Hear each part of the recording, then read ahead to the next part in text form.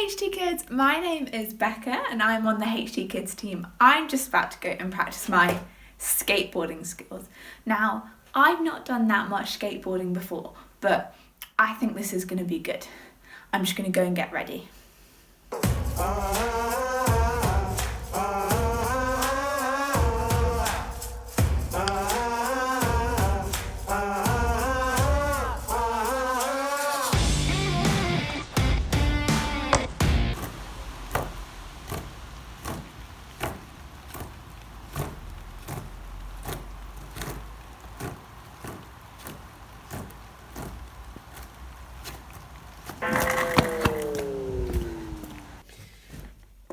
Well, that was a bit of a fail.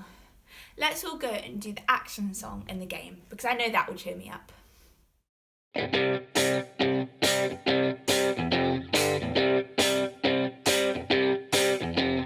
Noah built the most enormous boat that kept the birds and animals afloat. The Lord was good, the Lord was strong, and Noah lived his life for him.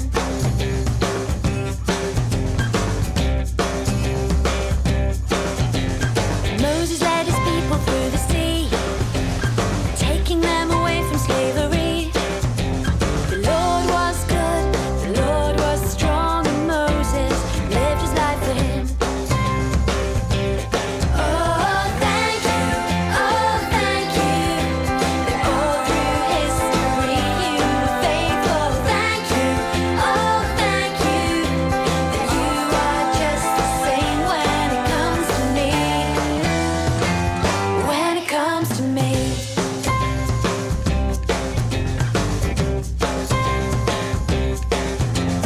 David fought Goliath and he won. A humble shepherd boy became a king. The Lord was good, the Lord was strong, and David lived his life for him. Daniel was inside a lion's den, but God brought him to safety once again. The Lord was good, the Lord was strong, and Daniel lived his life for him. Oh, thank you, that all through history you were faithful. Thank you, that you are just the same when it comes to me. When it comes to me.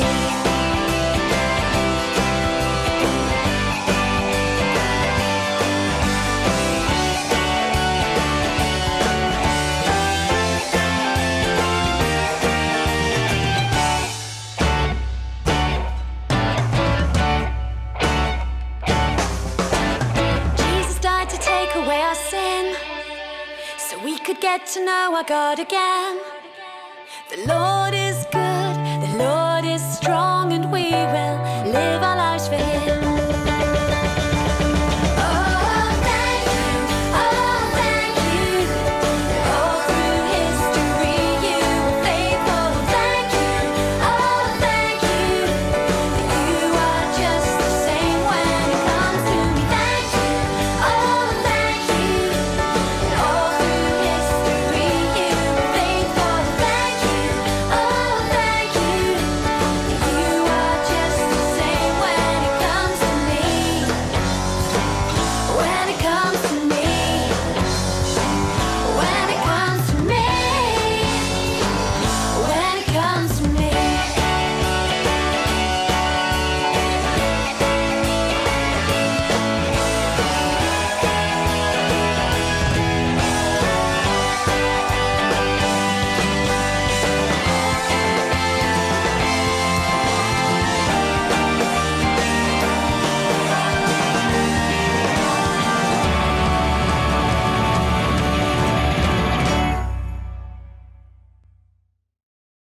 Hello HT Kids, great work on the action song. I'm Farmer Ben and I am here to play a game. Now, I need some help on the farm this week. So, it's quite similar to the pirate game. Here are the rules. When I say farmer's coming, you give a little bow and a tip of the cap. If I say muck out the pigs, you get the pigs mucked out. If I say milk the cows, we milk the cows. If I say drive the tractor, we drive the tractor. If I say fetch the eggs, we go and fetch the eggs. And if I say jump the fence, we jump the fence. Are we ready? Okay. Muck out the pigs. Jump the fence. Fetch the eggs. Are you fetching them? Drive the tractor. Beat the horn. Muck out the pigs. Jump the fence. Drive the tractor. Milk the cows. Get that milk. Fetch the eggs. Drive the tractor. Jump the fence. Farmer's coming. Jump the fence. Milk the cows. Drive the tractor. Muck out the pigs. Milk the cows.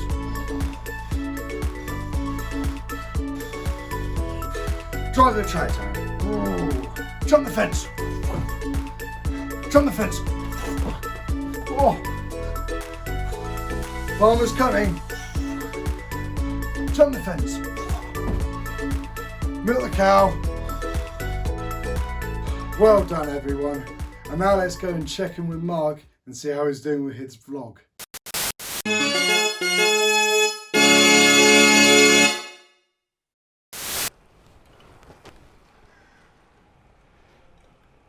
Hi guys, it's Mark and welcome to the channel. So they won't let me in and film, but I've been following this all morning.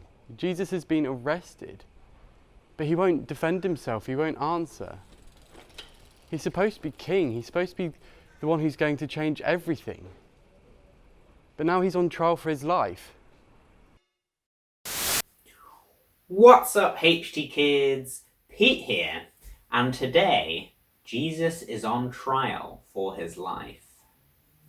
Let's find out more.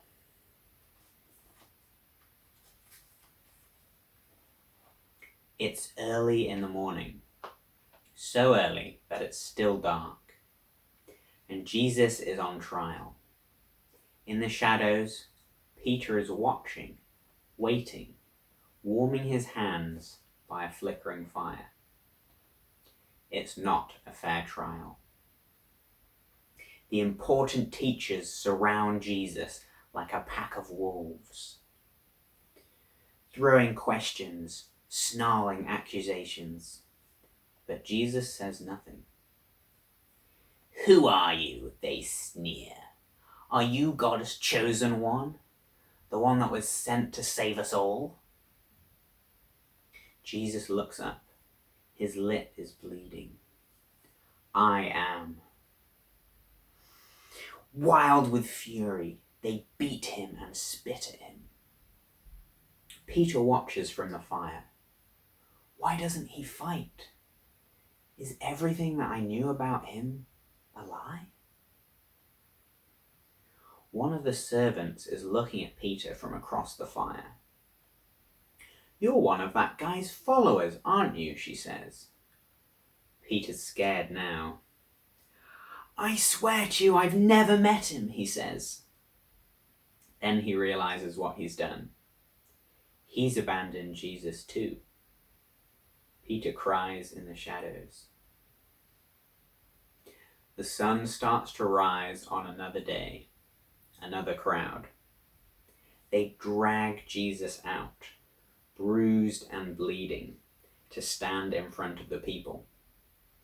The crowd falls silent. "Here is the one you call king, God's chosen one," shouts Pilate. "What should I do with him?" The crowd are roaring now. "Kill him! Crucify him!" Never one to disappoint the crowd, Pilate hands Jesus over to death. First they laugh at him. "Hail, King!" sneer the soldiers. Then they beat him and strike him, nail him to the cross, and leave him there. It's dark in the middle of the day. Something has gone terribly wrong. Jesus cries out, "God, my God, why have you abandoned me?" And they are his last words. Mary watches through tears. A Roman soldier is standing next to the cross as Jesus dies. "Surely," he says, "surely this man was the Son of God." But it's too late now, Mary thinks. The world has gone dark. Everything has fallen apart. Follow me away from that place, into Jerusalem, the big city.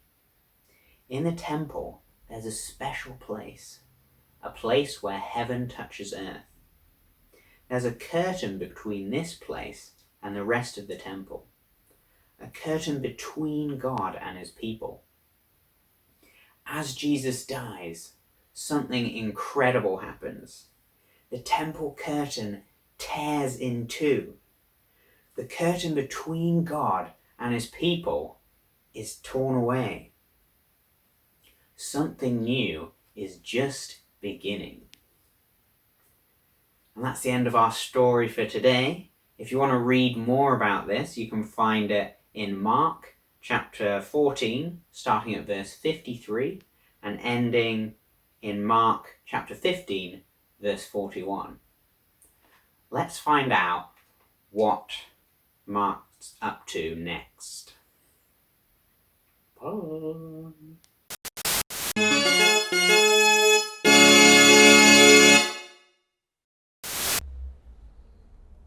They've killed him, guys. I don't get it. I just don't get it. It was all for nothing.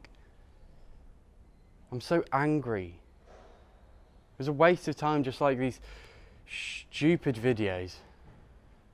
I'm sorry, but I'm done here. Goodbye.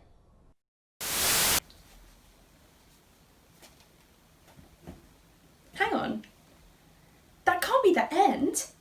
Mark? What's going on? Surely that's not the end of the story. Hi guys, my name is Hannah and I'm the children's pastor.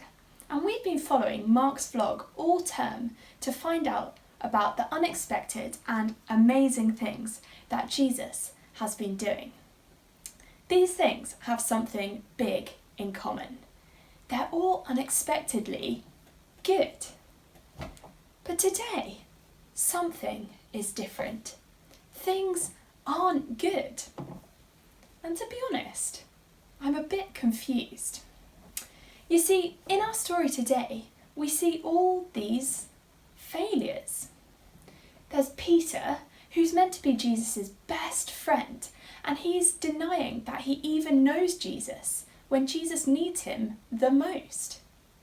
There are the leaders, who are meant to be fair and just, but they're letting Jesus be hurt and mocked and found guilty and killed, even though they know that he's innocent. And then there's Jesus, who's meant to be the king of the whole universe, but he's being nailed to a wooden cross like a criminal, and he dies there. I just don't understand. Jesus dies. It's so unexpected. It seems like it's the wrong ending to the story. He knew he was innocent. Why didn't he just say something? Surely he could have just said rather than staying silent. I mean, isn't he meant to be the king? Isn't he the hero? I mean, heroes win. I'm really confused. Well, you might have guessed it. This isn't the end to the story. Jesus' death would have been a failure apart from one very important thing. He chose it. It was his plan all along. And that makes all the difference. It flips everything around. Failure becomes victory. It's the most unexpected thing of all. You see, Jesus' death on the cross wasn't an accident, and it wasn't a failure. It was the most incredible act of love the world has ever or will ever see. Jesus chose to die on the cross because he loved us, even when we didn't love him back. On the cross, he swapped his perfect life for our imperfect ones. He chose to take all of our sin, our mess, our imperfection, our wrongdoings, so that we don't have to pay the price for them anymore. He made a way for us to be made right with God again. And that is the most unexpected but most incredible thing ever.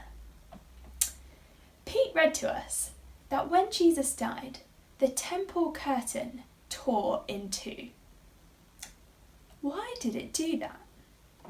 Well, a long time ago, God's people used to hang a curtain in the temple. It was massive. It was really thick, like a really, really thick carpet. And behind that curtain was a special place where someone could go to meet with God. But the place was so special that only one chosen person could go behind it to meet with God, and even they could only go there once a year. And when they did, they would make sacrifices for all the other people to say sorry to God for the things that everyone had done wrong. And even they could only stay there for a really short time. So most of the time, nobody could go behind the barrier because God was so perfect and nobody was perfect enough to be close to him. Nobody was good enough. But God didn't want there to be any barriers between us and him. So when Jesus died and swapped his perfect life for our imperfect ones, the curtain in the temple, the barrier between God and his people, ripped from top to bottom. It ripped from top to bottom. It was huge, and only God could have made it rip from top to bottom. And now there are no more barriers because Jesus has made a way for us to be friends with God again. When Jesus died, people thought that it was the biggest failure ever. But actually, it was the most amazing thing ever. Jesus chose to go through all of that so that we never have to. And it was about to get even better, because 3 days later, Jesus rose back to life again. He defeated death and made a way for us to live in heaven with God forever.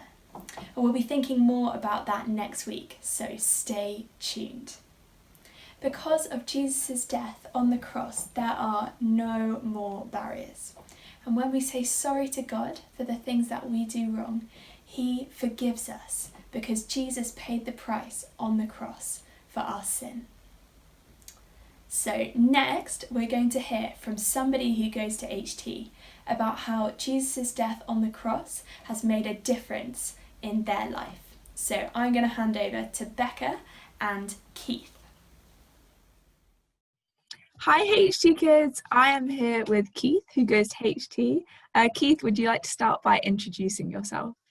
Yeah, I'm Keith. I'm married to Carol, who isn't here at the moment, but we've been coming to HT for about 9 or 10 years now. Oh, great. It's great to have you. Today we've been learning about how Jesus was put on trial and crucified. Now this seems kind of crazy. It almost seems like something has gone wrong. But Keith, I was wondering if you could help us understand a bit more by telling us how you think your life is different because Jesus died on the cross. When I realised that Jesus came to die, I thought, wow, that is amazing. and that it wasn't by chance, that God intended me to have life and had a plan also with Jesus, that he should die. And it was on the basis of his death that our friendship had been established. And Jesus and forgiveness was real, not because of anything that I had done. I'd stumbled into it without a lot of background at all. I didn't go to church. I didn't know much about God or anything. I stumbled into it. But I found forgiveness. And on the basis of what happened to Jesus, our friendship was made real. You see, for me, there had been a great gulf between God and me. I didn't know why it was. God didn't figure in my life. But I came to appreciate that all the things that I had done wrong, all the things that I was doing wrong, and probably all the things I was going to do were in God's sphere for forgiveness. And I could be forgiven, but on the basis of what Jesus had done.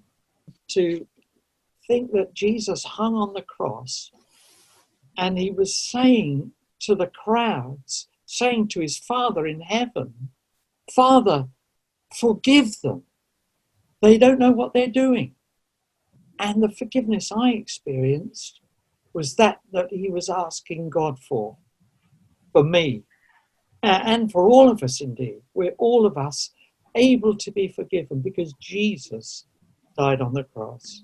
That's just absolutely amazing. But the darkness which covered the earth was brightened for no other reason than that we were forgiven. Hey, that's amazing, isn't it? That is wonderful. Thank you so much for sharing that with us, Keith. It has been so lovely to hear from you. I'm going to hand over to Ellie now, who's going to help us to think about this a little bit more. But it's bye from us. Yeah, thank you. Thank you so much. Bye-bye.